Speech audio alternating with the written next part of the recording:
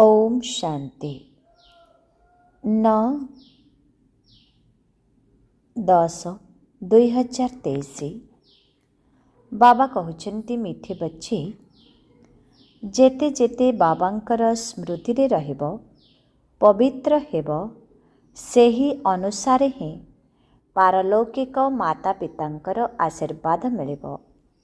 आशीर्वाद मिलिबा द्वारा तुमे सदा सुखी होई जीव।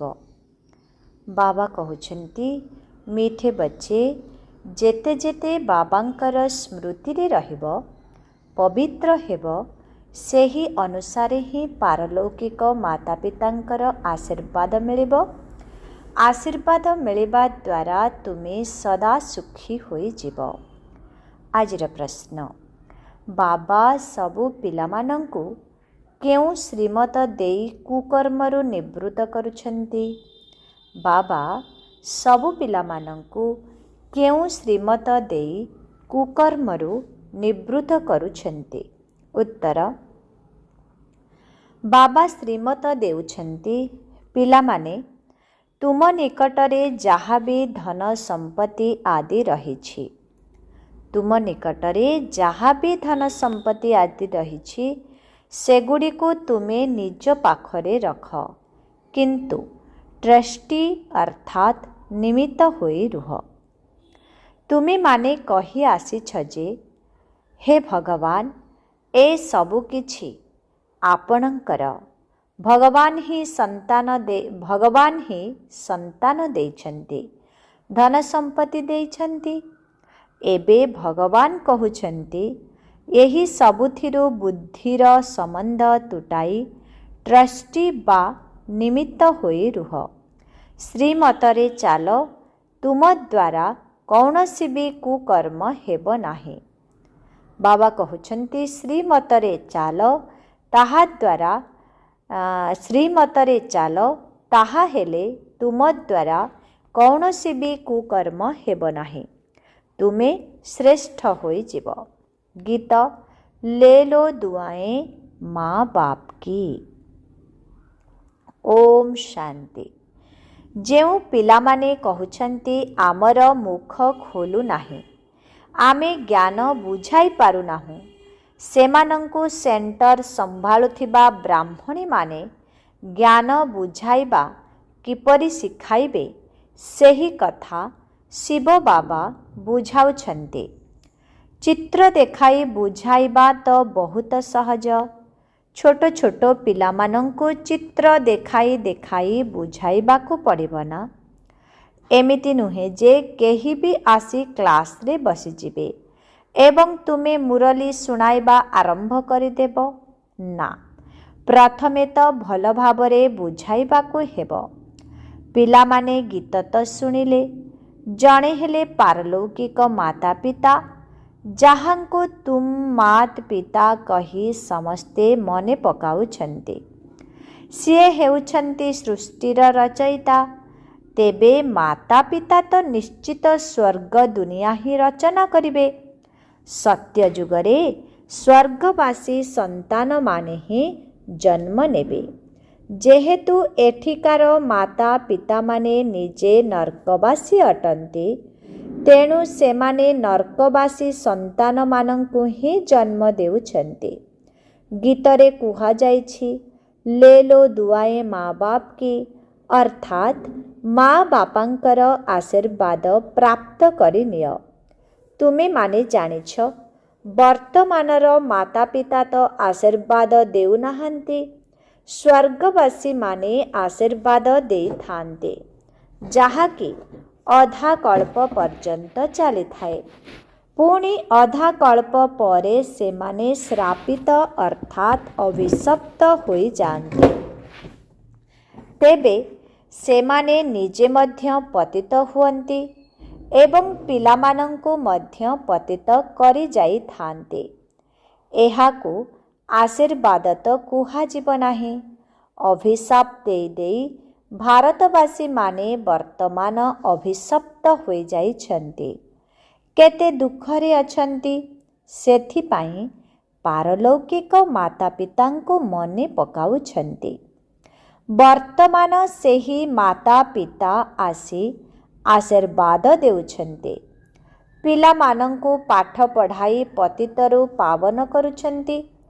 ଏଠାରେ ହେଲା ଆସୁରୀ ସମ୍ପ୍ରଦାୟ ରାବଣ ରାଜ୍ୟ, ସେଠାରେ ହେଲା ଦୈବୀ ସମ୍ପ୍ରଦାୟ ରାମ ରାଜ୍ୟ।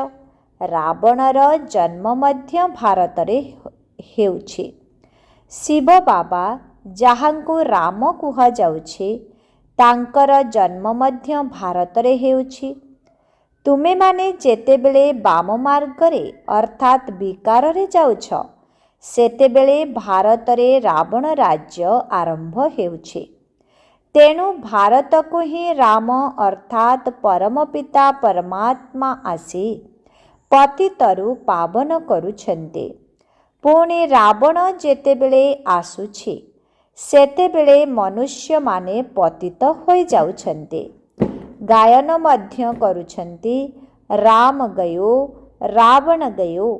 ଜିନକା ବହୁତ ପରିବାର ହେ, ଅର୍ଥାତ୍ ରାମ ବି ଯାଇଛନ୍ତି, ରାବଣ ବି ଯାଇଛି, ଯାହାର ବହୁତ ବଡ଼ ପରିବାର ଥିଲା।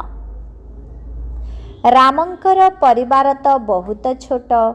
ବର୍ତ୍ତମାନ ଅନ୍ୟ ସବୁ ଧର୍ମ ସମାପ୍ତ ହୋଇଯିବ, ସମସ୍ତଙ୍କର ବିନାଶ ହୋଇଯିବ।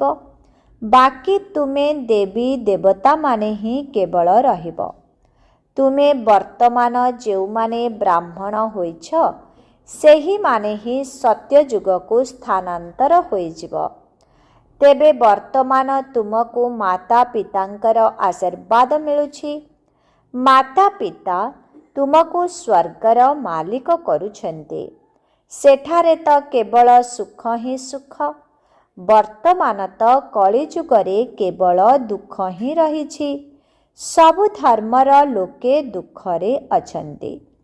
କଳିଯୁଗ ଯିବା ପରେ ପୁଣି ସତ୍ୟଯୁଗ ହେବ। କଳିଯୁଗରେ କେତେ ଢେର ମନୁଷ୍ୟ ଅଛନ୍ତି, ସତ୍ୟଯୁଗରେ ତ ଏତେ ମନୁଷ୍ୟ ନଥିବେ। ଏଠାରେ ଯେତିକି ବ୍ରାହ୍ମଣ ହେବେ, ସେଠାରେ ସେହିମାନେ ହିଁ ଦେବତା ହେବେ। ତାହା ମଧ୍ୟ ତ୍ରେତାଯୁଗ ଶେଷ ପର୍ଯ୍ୟନ୍ତ ବୃଦ୍ଧି ପ୍ରାପ୍ତ କରି ଚାଲିବେ। କହୁଛନ୍ତି ଖ୍ରୀଷ୍ଟଙ୍କର 3000 ବର୍ଷ ପୂର୍ବରୁ ସତ୍ୟଯୁଗ ଥିଲା। ଖ୍ରୀଷ୍ଟଙ୍କ ପୂର୍ବ ଏବଂ ଖ୍ରୀଷ୍ଟଙ୍କ ପର ବୋଲି କୁହାଯାଉଛି ନା। ସତ୍ୟଯୁଗରେ ତ ଗୋଟିଏ ଧର୍ମ, ଗୋଟିଏ ରାଜ୍ୟ ହେବ। ସେଠାରେ ମନୁଷ୍ୟ ମଧ୍ୟ ଅଳ୍ପ ରହିବେ। କେବଳ ଭାରତ ହିଁ ଥିବ, ଅନ୍ୟ କୌଣସି ଧର୍ମ ନଥିବ। କେବଳ ସୂର୍ଯ୍ୟବଂଶୀମାନେ ହିଁ ଥିବେ, ଚନ୍ଦ୍ରବଂଶୀ ମଧ୍ୟ ନଥିବେ। ସୂର୍ଯ୍ୟବଂଶୀକୁ ଭଗବାନ ଭଗବତୀ କୁହାଯାଇପାରିବ, କାରଣ ସେମାନେ ସମ୍ପୂର୍ଣ୍ଣ ଅଟନ୍ତି। ତୁମେ ପିଲାମାନେ ଜାଣିଛ, ପତିତ ପାବନ ତ ଏକମାତ୍ର ପରମ ପିତା ପରମାତ୍ମା ହିଁ ଅଟନ୍ତି। ସୃଷ୍ଟି ଚକ୍ରର ଚିତ୍ର ଆଡ଼କୁ ଇଙ୍ଗିତ କରି ବାବା କହିଲେ, ଦେଖ, ଶିବ ବାବା ଉପରେ ବସିଛନ୍ତି। ସେ ବ୍ରହ୍ମାଙ୍କ ଦ୍ୱାରା ହିଁ ସ୍ଥାପନାର କାର୍ଯ୍ୟ କରାଉଛନ୍ତି। ଏବେ ତୁମେମାନେ ପାଠ ପଢ଼ୁଛ। ଯେତେବେଳ ପର୍ଯ୍ୟନ୍ତ ଏହି ଦେବତାମାନଙ୍କର ରାଜ୍ୟ ଚାଲିଥିବ, ସେତେବେଳ ପର୍ଯ୍ୟନ୍ତ ଅନ୍ୟ କୌଣସି ଧର୍ମ ରହିବ ନାହିଁ। ପୁଣି ଅଧାକଳ୍ପ ପରେ ବୃଦ୍ଧି ହୋଇ ଚାଲିବ। ଉପରୁ ଆତ୍ମାମାନେ ଆସିବାକୁ ଲାଗିବେ। କ୍ଷତ୍ରିୟ ବର୍ଣ୍ଣର ଆତ୍ମାମାନେ ବୈଶ୍ୟ ବର୍ଣ୍ଣକୁ ପରିବର୍ତ୍ତିତ ହୋଇଯିବେ। ତେଣୁ ଜୀବାତ୍ମା ବା ମନୁଷ୍ୟମାନଙ୍କର ସଂଖ୍ୟା ବଢ଼ି ଚାଲିବ। ସତ୍ୟଯୁଗ ଆରମ୍ଭରେ ମାତ୍ର 9 ଲକ୍ଷ ରହିବେ। ତାପରେ ପୁଣି କୋଟି କୋଟି ସଂଖ୍ୟାରେ ବୃଦ୍ଧି ହୋଇ ଚାଲିବ। ସତ୍ୟଯୁଗରେ ଭାରତ ଶ୍ରେଷ୍ଠାଚାରୀ ଥିଲା, ଏବେ ଭ୍ରଷ୍ଟାଚାରୀ ହୋଇଯାଇଛି। ଏମିତି ବି ନୁହେଁ ଯେ ସବୁ ଧର୍ମାବଲମ୍ବୀମାନେ ଶ୍ରେଷ୍ଠାଚାରୀ ହୋଇଯିବେ। ଦୁନିଆରେ ତ କେତେ ଢେର ମନୁଷ୍ୟ ଅଛନ୍ତି। ଏଠାରେ ମଧ୍ୟ ଭ୍ରଷ୍ଟାଚାରୀରୁ ଶ୍ରେଷ୍ଠାଚାରୀ ହେବା ପାଇଁ କେତେ ମେହନତ କରିବା ପାଇଁ ପଡ଼ୁଛି। ଘଡ଼ି ଘଡ଼ି ଶ୍ରେଷ୍ଠାଚାରୀ ହେବାର ପୁରୁଷାର୍ଥ କରୁ କରୁ ବିକାରର ବଶୀଭୂତ ହୋଇ ଭ୍ରଷ୍ଟାଚାରୀ ହୋଇଯାଉଛନ୍ତି। बाबा कहउछन्ति मु तुममानंकु कଳାରୁ गोरा କରିବା ପାଇଁ ଆସିଛି। ତୁମେ ପୁଣି ଥରକୁ ଥର ତଳକୁ ଖସି ପଡ଼ୁଛ। ବେହଦର ପିତା ତ ସିଧା କଥା କହୁଛନ୍ତି। ସେ କହୁଛନ୍ତି ଏଭଳି କୂଳ କଳଙ୍କିତ କାହିଁକି ହେଉଛ? କଳା ମୁହଁ କରିଦେଉଛ। କ'ଣ ତୁମେ ଗୋରା ଅର୍ଥାତ୍ ପବିତ୍ର ହେବ ନାହିଁ? ତୁମେ ତ ଅଧାକଳ୍ପ ଶ୍ରେଷ୍ଠ ଥିଲ। ତାପରେ ତୁମର କଳା କମି କମି ଗଲା। କଳି ଯୁଗ ଶେଷରେ ତ ତୁମର କଳା ବିଲକୁଲ ସମାପ୍ତ ହୋଇଯାଇଛି। ସତ୍ୟ ଯୁଗରେ କେବଳ ଏକମାତ୍ର ଭାରତ ହିଁ ଥିଲା। ଏବେ ତ ସବୁ ଧର୍ମ ରହିଛି। ବାବା ଆସି ପୁନର୍ବାର ସତ୍ୟଯୁଗୀ ଶ୍ରେଷ୍ଠ ଦୁନିଆର ସ୍ଥାପନା କରୁଛନ୍ତି। ତେଣୁ ତୁମମାନଙ୍କୁ ମଧ୍ୟ ଶ୍ରେଷ୍ଠାଚାରୀ ହେବା ଦରକାର। ତେବେ କିଏ ଆସି ତୁମକୁ ଶ୍ରେଷ୍ଠାଚାରୀ କରୁଛନ୍ତି? ବାବା ହିଁ ହେଉଛନ୍ତି ଦୀନବନ୍ଧୁ। ଏଠାରେ କୌଣସି ଟଙ୍କା ପଇସାର କଥା ନାହିଁ। ବେହଦର ପିତାଙ୍କ ନିକଟକୁ ତୁମେମାନେ ଶ୍ରେଷ୍ଠ ହେବା ପାଇଁ ଆସୁଛ। ସେଥିରେ ମଧ୍ୟ ଲୋକମାନେ କହୁଛନ୍ତି ତୁମେ ସେଠାକୁ କାହିଁକି ଯାଉଛ? ଅନେକ ପ୍ରକାରର ବିଘ୍ନ ପକାଉଛନ୍ତି। ତୁମେ ଜାଣିଛ ଏହି ରୁଦ୍ର ଜ୍ଞାନ ଯଜ୍ଞରେ ଅସୁରମାନଙ୍କର ବିଘ୍ନ ବହୁତ ପଡ଼ୁଛି। ଅବଳା ଅର୍ଥାତ୍ ମାତା କନ୍ୟାମାନଙ୍କ ଉପରେ ବହୁତ ଅତ୍ୟାଚାର ହେଉଛି। କେଉଁଠି କେଉଁଠି ସ୍ତ୍ରୀମାନେ ମଧ୍ୟ ସ୍ୱାମୀମାନଙ୍କୁ ବହୁତ ହଇରାଣ ହରକତ କରୁଛନ୍ତି। ମନୁଷ୍ୟ ତ ବିକାର ପାଇଁ ବିବାହ କରୁଛନ୍ତି। ଏବେ ବାବା ତୁମକୁ କାମଚିତାରୁ ବାହାର କରି ଜ୍ଞାନଚିତା ଅର୍ଥାତ୍ ଅଗ୍ନିରେ ବସାଉଛନ୍ତି। ଏହା ତାଙ୍କର ଜନ୍ମ ଜନ୍ମାନ୍ତର କଣ୍ଟ୍ରାକ୍ଟ ଅର୍ଥାତ୍ ଠିକା। ଏହି ସମୟରେ ତ ରାବଣ ରାଜ୍ୟ ହିଁ ଚାଲିଛି। ସରକାର ମଧ୍ୟ କେତେ ସବୁ ଉତ୍ସାହପ୍ରଦ କାର୍ଯ୍ୟକ୍ରମ କରୁଛନ୍ତି। ପ୍ରତିବର୍ଷ ରାବଣକୁ ଜଳାଉଛନ୍ତି। ସେହି କାର୍ଯ୍ୟକ୍ରମକୁ ଦେଖିବା ପାଇଁ ମଧ୍ୟ ଅନେକ ଲୋକ ଯାଇଥାନ୍ତି। ତେବେ ଏହି ରାବଣ ପୁଣି କେଉଁଠୁ ଆସିଲା? କିନ୍ତୁ ରାବଣର ଜନ୍ମ ତ 2500 ବର୍ଷ ପୂର୍ବରୁ ହୋଇସାରିଛି। ରାବଣ ହିଁ ସମସ୍ତଙ୍କୁ ଶୋକ ବାଟିକାରେ ବନ୍ଦୀ କରିଦେଇଛି। ସମସ୍ତେ ଦୁଃଖୀ ହିଁ ଦୁଃଖୀ ହୋଇଯାଇଛନ୍ତି। ରାମ ରାଜ୍ୟରେ ସମସ୍ତେ ସୁଖୀ ହିଁ ସୁଖୀ ହୋଇଥାନ୍ତି। ଏବେ ହେଉଛି କଳିଯୁଗର ଶେଷ ସମୟ। ବିନାଶ ମଧ୍ୟ ସମ୍ମୁଖରେ ଉପସ୍ଥିତ ହୋଇଗଲାଣି। ଯେହେତୁ ଏତେ ସବୁ କୋଟି କୋଟି ଲୋକ ମରିବେ, ତେବେ ନିଶ୍ଚିତ ଯୁଦ୍ଧ ଲାଗିବ ନା? ସୋରିଷ ଭଳି ସମସ୍ତେ ପେଶୀ ହୋଇଯିବେ। ଏବେ ତ ଦେଖୁଛ କିପରି ଏହାର ପ୍ରସ୍ତୁତି କାର୍ଯ୍ୟ ଚାଲିଛି। ବାବା ସ୍ୱର୍ଗର ସ୍ଥାପନା କରୁଛନ୍ତି। ଏହି ଜ୍ଞାନ ଆଉ କେହି ବି ଦେଇପାରିବେ ନାହିଁ। କେବଳ ବାବା ହିଁ ଆସି ଦେଉଛନ୍ତି ଏବଂ ପତିତମାନଙ୍କୁ ପାବନ କରୁଛନ୍ତି। ସଦ୍ଗତି କର୍ତ୍ତା ତ ଏକମାତ୍ର ବାବା ହିଁ ଅଟନ୍ତି। ସତ୍ୟ ଯୁଗରେ ତ ସମସ୍ତଙ୍କର ସଦ୍ଗତି ହିଁ ହୋଇଥିବ। ସେଠାରେ କୌଣସି ଗୁରୁ କରିବାର ଆବଶ୍ୟକତା ନାହିଁ। ବର୍ତ୍ତମାନ ତୁମେମାନେ ଏହି ଜ୍ଞାନ ଦ୍ୱାରା ତ୍ରିକାଳଦର୍ଶୀ ହେଉଛ। ସତ୍ୟ ଯୁଗରେ ଲକ୍ଷ୍ମୀ ନାରାୟଣଙ୍କ ଭିତରେ ଏହି ଜ୍ଞାନ ବିଲକୁଲ ରହିବ ନାହିଁ। ତେବେ ପୁଣି ଏହି ଜ୍ଞାନ ପରମ୍ପରାରୁ କିପରି ଆସିଲା? ଏବେ ହେଉଛି କଳିଯୁଗର ଅନ୍ତିମ ସମୟ। ବାବା କହୁଛନ୍ତି ତୁମେମାନେ ମୋତି ମନେ ପକାଅ। ସ୍ୱର୍ଗର ରାଜଧାନୀର ସ୍ଥାପନକର୍ତ୍ତା ବାବାଙ୍କୁ ଏବଂ ତାଙ୍କର ସମ୍ପତ୍ତିକୁ ମନେ ପକାଅ। ତା ସହିତ ପବିତ୍ରତା ନିଶ୍ଚିତ ରହିବାକୁ ପଡ଼ିବ। କାରଣ ତାହା ହେଉଛି ପାବନ ଦୁନିଆ। ଏହା ହେଉଛି ପତିତ ଦୁନିଆ। ପାବନ ଦୁନିଆରେ କଂସ, ଜରାସନ୍ଧ, ହିରଣ୍ୟକଶ୍ୟପ ଆଦି ଅସୁରମାନେ ନଥାନ୍ତି। କଳିଯୁଗର କଥାକୁ ସତ୍ୟଯୁଗକୁ ନେଇଯାଇଛନ୍ତି। ଶିବ ବାବା କଳିଯୁଗର ଶେଷ ସମୟରେ ଆସିଛନ୍ତି। ଆଜି ଶିବ ବାବା ଆସିଛନ୍ତି, ପୁଣି କାଲି ଶ୍ରୀକୃଷ୍ଣ ଆସିବେ। ତେବେ ଶିବ ବାବା ଏବଂ ଶ୍ରୀକୃଷ୍ଣଙ୍କର ପାଠକୁ ମିଶାଇ ଦେଇଛନ୍ତି। शिव भगवान उवाच तांक द्वारा पाठ पढ़ी कृष्णंकर आत्मा एही पद को प्राप्त करुछे। सेमाने पुणी भूल रे कृष्णंकर नाम को गीतारे लिखि देछंती। एही भूल पुणे भी हेब। मनुष्य भ्रष्टाचारी हेले सिना बाबा आसी श्रेष्ठाचारी करिवे। श्रेष्ठाचारी माने ही संपूर्ण 84 जन्म नेई संपूर्ण भ्रष्टाचारी होई जाई थांते। तेबे एही सृष्टि चक्र उपरे बुझाइबा तो बहुत सहज। कल्प वृक्षर चित्र रे मध्य दर्शा जाइछि। वृक्षर तले तुमे माने राजजोगर तपस्या करुछ। उपरे लक्ष्मी नारायणंकर राज्यर दृश्य रहिछि। एबे तुमे माने मूलरे बसिछ। वृक्षर मूलद्वार स्थापना हेउछि। तुमे माने जानिछ जे आमे पुणे सूर्यवंशी कुल को अर्थात वैकुंठ को जीवो। त्रेता जुगरे रामराज्य को वैकुंठ कुहाजिब नाही। वैकुंठ तो कृष्णंकर राज्य को कुहाजाए। एबे तो तुम मानंक निकट को बहुत मनुष्य आसिबे। प्रदर्शनी गुड़िक द्वारा मध्य तुमर नाम विख्यात हेब। परस्पर को देखि देखि संख्या बढ़ी चलिब।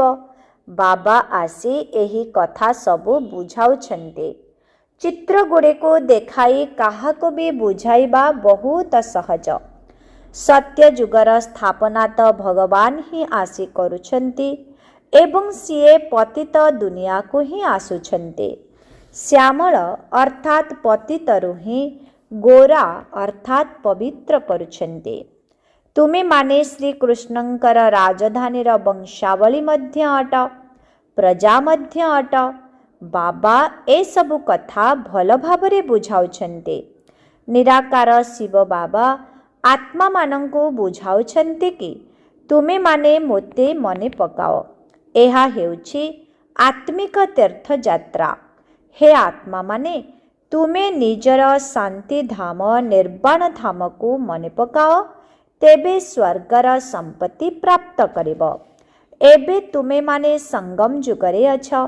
बाबा कहुछन्ति मोते मने पकाइबा सहित निजर संपत्ति को मध्य मने पकाइबा द्वारा तुमे सेठाकू आसीजिब। जेउमाने जेते जेते मने पकाइबे एवं पवित्र रहिबे सेमानंकु सेते उच्च पद मिलिब। तुमको केते बड़ आशीर्वाद मिलुछि। धनवान भव, पुत्रवान भव, आयुष्मान भव। तेणु देवता माने दीर्घायु होई थांते। सेमानंकु साक्षात्कार मध्य होई थाए जे एबे मु एही शरीर को छाड़ी पुनर्बार शिशु संतान हेबी। तेणु तेबे एही कथा तुम भितरे मध्य आसीबा दरकार जे मु आत्मा एही पुराणा शरीर को छाड़ी गर्भरे जाई रहिबे। तेबे जाई अंतिम स्मृति अनुसारे तुमर गति अर्थात परवर्ती जन्म हेब। एठारे बुढ़ा होई रहिबा अपेक्षा छोटो पिला काहींकी न हेबा। आत्मा जेतेबेले एही शरीर सहित रही थाए सेतेबेले ही कष्टर अनुभव करिथाए। आत्मा जेतेबेले शरीर ठारू अलगा होई जाए सेतेबेले ताकू आउ कौनसी कष्टर अनुभव होई न थाए। तेबे शरीर ठारू अलगा हेबा मात्रके कष्टरू मुक्त होई जाए। आमको एबे घर को जीवाकू हेब। सेथिपाई मूल वतन अर्थात शांति धामरू बाबा आमको साथिरे नहीं जीवा पाई आसिछन्ते। एहा तो हेउछि दुख धाम। एबे आमे मुक्ति धाम को जीवा। बाबा कहुछन्ते एबे आमे मुक्ति धाम को जीवा। बाबा कहुछन्ते मु समस्तंको मुक्ति धाम को नहीं जाउछि। एठारे जेते भी धर्मावलंबी माने अछन्ति समस्तंको मुक्ति धाम को जीवाकू हेब। सेमाने मध्य मुक्ति धाम को जीवा पाई पुरुषार्थ करुछन्ति। बाबा कहुछन्ति जदि तुमे मोते मने पकाइब तेबे मो पाखकू आसीजिब। ବାବାଙ୍କୁ ମନେ ପକାଇ ଯଦି ଭୋଜନ କରିବ ତେବେ ତୁମକୁ ଶକ୍ତି ମଧ୍ୟ ମିଳିବ। ଅଶରୀରୀ ଅବସ୍ଥାରେ ରହି ଯଦି ତୁମେ ଆବୁ ରୋଡ଼ ପର୍ଯ୍ୟନ୍ତ ମଧ୍ୟ ଚାଲି ଚାଲି ଯିବ ତେବେ ତୁମକୁ ଟିକିଏ ବି କ୍ଳାନ୍ତ ଲାଗିବ ନାହିଁ। ବାବା ଆରମ୍ଭ ସମୟରେ ପିଲାମାନଙ୍କୁ ଏହି ଅଭ୍ୟାସ କରାଉଥିଲେ। ଭାବୁଥିଲେ ଆମେ ସମସ୍ତେ ଆତ୍ମା, ତେଣୁ ବହୁତ ହାଲକା ହୋଇ ଚାଲିପାରୁଥିଲେ। ଟିକିଏ ବି କ୍ଳାନ୍ତି ଲାଗୁନଥିଲା। ଶରୀର ବିନା ତୁମେ ଆତ୍ମା ତ ଗୋଟିଏ ସେକେଣ୍ଡରେ ବାବାଙ୍କ ନିକଟରେ ପହଞ୍ଚି ଯାଇପାରିବ। ଏଠାରେ ଗୋଟିଏ ଶରୀରକୁ ଛାଡ଼ି ମୁହୂର୍ତ୍ତକ ମଧ୍ୟରେ ଯାଇ ଲଣ୍ଡନରେ ମଧ୍ୟ ଜନ୍ମ ନେଇଥାନ୍ତି। ଆତ୍ମା ଭଳି ତୀବ୍ର ଗତିଶୀଳ ଅନ୍ୟ କୌଣସି ପଦାର୍ଥ ନାହିଁ। ତେଣୁ ଏବେ ବାବା କହୁଛନ୍ତି, ପିଲାମାନେ, ମୁଁ ତୁମକୁ ସାଥିରେ ନେଇଯିବା ପାଇଁ ଆସିଛି। ଏବେ ମୋତେ ମନେ ପକାଅ। ଏବେ ତୁମକୁ ବାସ୍ତବ ରୂପରେ ବେହଦର ପାରଲୌକିକ ପିତାଙ୍କର ଆଶୀର୍ବାଦ ପ୍ରାପ୍ତ ହେଉଛି। ବାବା ପିଲାମାନଙ୍କୁ ଶ୍ରେଷ୍ଠରୁ ଶ୍ରେଷ୍ଠ ମତ ଦେଉଛନ୍ତି। ବାବା କହୁଛନ୍ତି, ତୁମେମାନେ ନିଜର ଧନ ସମ୍ପତ୍ତି ସବୁକିଛି ନିଜ ପାଖରେ ରଖ, କିନ୍ତୁ କେବଳ ଟ୍ରଷ୍ଟି ବା ନିମିତ୍ତ ହୋଇ ରୁହ। ତୁମେ ଭକ୍ତି ମାର୍ଗରେ ମଧ୍ୟ କହିଆସିଛ, ହେ ଭଗବାନ, ଏହି ସବୁ କିଛି ଆପଣଙ୍କର। ଭଗବାନ ହିଁ ସନ୍ତାନ ଦେଇଛନ୍ତି, ଭଗବାନ ହିଁ ଧନ ସମ୍ପତ୍ତି ଦେଇଛନ୍ତି। ଆଚ୍ଛା, ତେବେ ବର୍ତ୍ତମାନ ଭଗବାନ ଆସି କହୁଛନ୍ତି, ଏସବୁଥିରୁ ବୁଦ୍ଧିର ମୋହ ତୁଟାଇ ତୁମେମାନେ ଟ୍ରଷ୍ଟି ଅର୍ଥାତ୍ ନିମିତ୍ତ ହୋଇ ଚାଲ। ଯଦି ତୁମେ ଶ୍ରୀମତରେ ଚାଲିବ ତେବେ ଯାଇ ବାବା ଜାଣିପାରିବେ। ତୁମେ କୌଣସି କୁକର୍ମ କରୁନାହଁ ତ? ତେବେ ଶ୍ରୀମତରେ ଚାଲିବା ଦ୍ୱାରା ହିଁ ତୁମେମାନେ ଶ୍ରେଷ୍ଠାଚାରୀ ହୋଇପାରିବ। ଆସୁରୀ ମତରେ ଚାଲିବା ଦ୍ୱାରା ହିଁ ତୁମେମାନେ ଭ୍ରଷ୍ଟାଚାରୀ ହୋଇଯାଇଛ। ତୁମମାନଙ୍କୁ ଭ୍ରଷ୍ଟାଚାରୀ ହେବା ପାଇଁ ଅଧାକଳ୍ପ ଲାଗିଛି। ପ୍ରଥମେ 16 କଳାରୁ 14 କଳା ହେଉଛ, ପୁଣି ଧୀରେ ଧୀରେ କଳା କମି କମି ଯାଇଥାଏ। ତେଣୁ ଏଠାରେ ସମୟ ଲାଗିଥାଏ ନା? ଆଚ୍ଛା, ମିଠେ ମିଠେ ଶିଖିଲାଦେ ସନ୍ତାନମାନଙ୍କ ପ୍ରତି ମାତ ପିତା ବାପ ଦାଦାଙ୍କର ମଧୁର ସ୍ନେହଭରା ସ୍ମୃତି ଏବଂ ସୁପ୍ରଭାତ। ଆତ୍ମିକ ପିତାଙ୍କର ଆତ୍ମିକ ସନ୍ତାନମାନଙ୍କୁ ନମସ୍ତେ। ଆତ୍ମିକ ସନ୍ତାନମାନଙ୍କର ଆତ୍ମିକ ପିତାଙ୍କୁ ଓମ୍ ଶାନ୍ତି। ନମସ୍ତେ, ନମସ୍ତେ, ନମସ୍ତେ। ଶୁକ୍ରିୟା ବାବା, ଶୁକ୍ରିୟା। ଓମ୍ ଶାନ୍ତି। ଧାରଣା ପାଇଁ ମୁଖ୍ୟ ସାର 1 ନମ୍ବର। ଚାଲିବା ବୁଲିବା ସମୟରେ ମଧ୍ୟ ଅଶରୀରୀ ହେବାର ଅଭ୍ୟାସ କରିବାକୁ ହେବ। ଏକମାତ୍ର ବାବାଙ୍କର ସ୍ମୃତିରେ ରହି ହିଁ ଭୋଜନ କରିବାକୁ ହେବ। 2 ନମ୍ବର। ମାତା ପିତାଙ୍କର ଆଶୀର୍ବାଦ ନିଶ୍ଚିତ ନେବାକୁ ହେବ। ଟ୍ରଷ୍ଟି ହୋଇ ରହିବାକୁ ହେବ। କୌଣସି ବି କୁକର୍ମ କରିବାର ନାହିଁ। ଆଜିର ବରଦାନ, ଅନାସକ୍ତ ହୋଇ ଲୌକିକକୁ ସନ୍ତୁଷ୍ଟ କରି ମଧ୍ୟ ଈଶ୍ୱରୀୟ ରୋଜଗାର ଜମା କରୁଥିବା ରହସ୍ୟଯୁକ୍ତ ଆତ୍ମା ହୁଅ। ଅନାସକ୍ତ ହୋଇ ଲୌକିକକୁ ସନ୍ତୁଷ୍ଟ କରି ମଧ୍ୟ ଈଶ୍ୱରୀୟ ରୋଜଗାର ଜମା କରୁଥିବା ରହସ୍ୟଯୁକ୍ତ ଆତ୍ମା ହୁଅ। କେତେକ ପିଲା ଲୌକିକ କାର୍ଯ୍ୟ, ଲୌକିକ ଘର ଗୃହସ୍ଥ, ଲୌକିକ ସମ୍ବନ୍ଧ ସମ୍ପର୍କ ରକ୍ଷା କରିବା ସହିତ ନିଜର ବିଶାଳ ବୁଦ୍ଧି ଦ୍ୱାରା ସମସ୍ତଙ୍କୁ ସନ୍ତୁଷ୍ଟ ମଧ୍ୟ କରିଥାନ୍ତି ଏବଂ ଈଶ୍ୱରୀୟ ରୋଜଗାରର ରହସ୍ୟକୁ ଜାଣି ସେଥିରୁ ବିଶେଷ ବାଣ୍ଟ ମଧ୍ୟ ବାହାର କରି ନିଅନ୍ତି। ଏହିଭଳି ଏକନାମୀ ଏବଂ ଇକୋନାମୀ ଅର୍ଥାତ୍ ମିତବ୍ୟୟୀ ତଥା ଅନାସକ୍ତ ପିଲାମାନେ ମଧ୍ୟ ଅଛନ୍ତି, ଯେଉଁମାନେ କି ନିଜର ସର୍ବ ସମ୍ପତ୍ତି ଅର୍ଥାତ୍ ସମୟ, ଶକ୍ତି ଏବଂ ସ୍ଥୂଳ ଧନକୁ ଲୌକିକରୁ ମିତବ୍ୟୟୀ ହୋଇ ଅଲୌକିକ କାର୍ଯ୍ୟରେ ଉଦାରତା ପୂର୍ବକ ଲଗାଇଥାନ୍ତି। ଏହିଭଳି ଯୁକ୍ତିଯୁକ୍ତ ଏବଂ ରାଜଯୁକ୍ତ ଅର୍ଥାତ୍ रहस्ययुक्त पिलामाने ही महिमा योग्य अटंती। आजिर स्लोगन स्मृति स्वरूप होई प्रत्येक कर्म करुथिबा आत्मा माने ही प्रकाश स्तंभ अर्थात लाइट हाउस अटंती।